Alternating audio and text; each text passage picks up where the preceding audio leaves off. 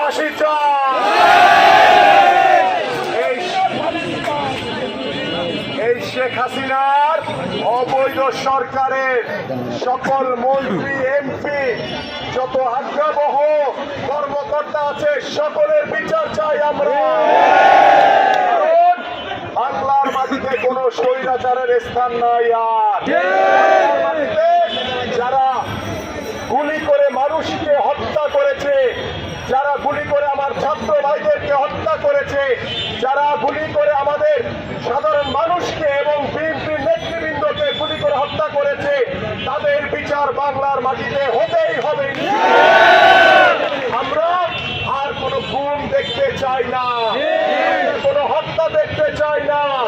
আমরা চাই বাংলাদেশের মানুষ শান্তিতে থাকুক। বাংলাদেশের মানুষের যে প্রত্যাশা, যে চাওয়া, বাংলাদেশের গণতন্ত্র